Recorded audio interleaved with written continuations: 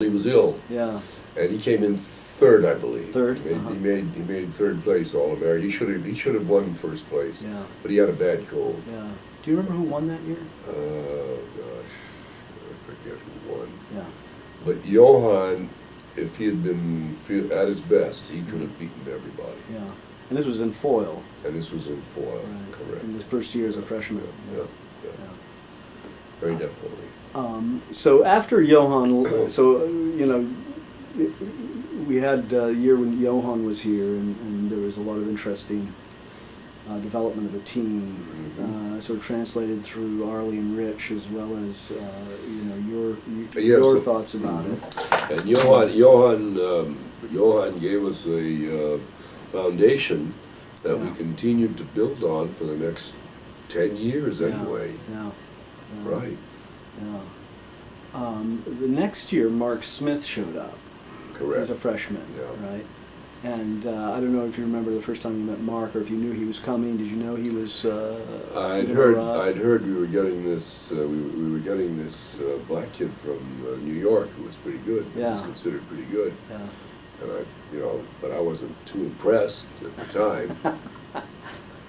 And I remember when Mark Smith first showed up, and he was able to win his bouts.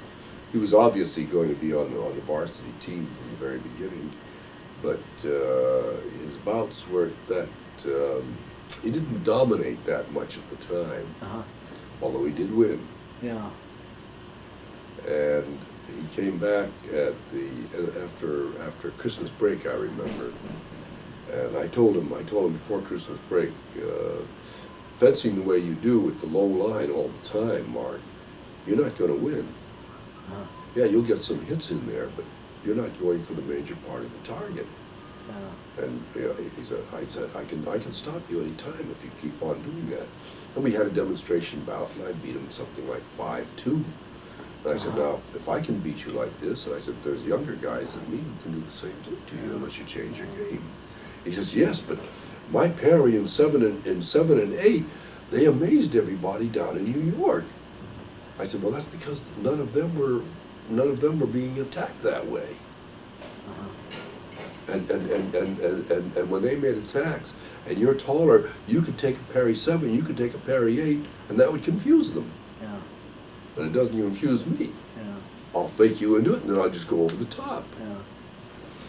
Yeah. And so he went and had lessons with his old coach there. And his old coach taught him so well during that Christmas break that when he came back, he invited me to fence him again. And all of a sudden, his defenses became practically impregnable. He was defending in the high line. Yeah. He wasn't fooling around. Yeah. And I said, "Oh my God, this guy's really going to be terrific." So I mean, I think critical to your approach is analyzing the other fencer and sort of getting understanding his game enough that you can counter it, as you did with Mark, and as that Mark later did back, That's right. So the sort of intellectual engagement with your own development, I think that's sort of what I know a lot of people talk about when they talk about being coached by you. Johan talks about that, and Mark talks about it. Arlie and Rich are also fencing at this time, and they're making the foil team this year. Did you guys win the Ironman again?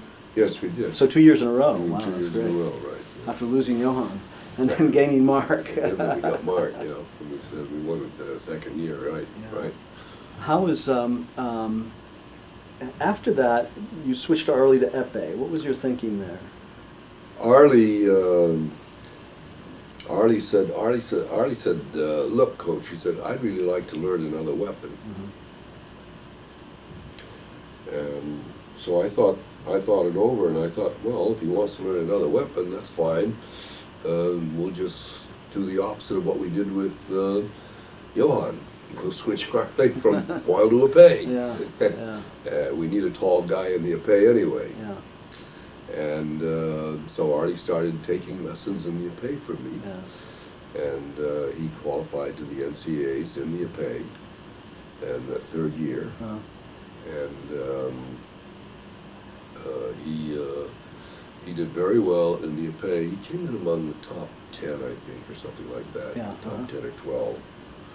And, you know, for a guy that had fenced it for such a short time, I thought he did rather well. Yeah, 1 Yeah. year, essentially.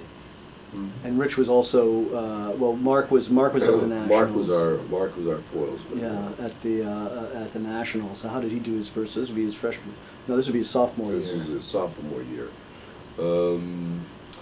In his sophomore year, Mark did about the same as Arlie. As Arlie, yeah.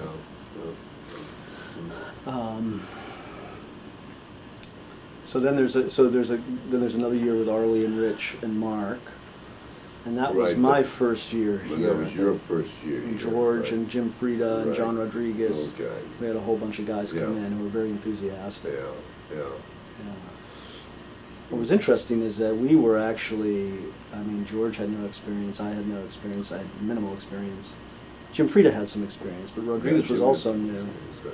And just the sort of John ethos Rodriguez of the team. John Rodriguez hadn't had any experience. Yeah, John Rodriguez He was didn't have brand any new. either, yeah. He was brand new. Right. And, but we sort of managed, what were your observations? Did you think, was there anything in particular that you thought was useful in the training we were doing Well, that helped us? The thing that was really helpful was that I told you that Johan gave us a good foundation. Right. Everybody agreed to develop the basics Uh-huh. in the very beginning, and Yeah. they all stuck with it, every single one of them. Uh-huh. Nobody shirked. Uh-huh. And so that made it much easier to get them to the point where they could then analyze the other person Mhm. and be confident enough of their own game Mhm. so they could attack and they could also defend Mhm. and switch between the two without feeling inadequate in any sense. Yeah. See?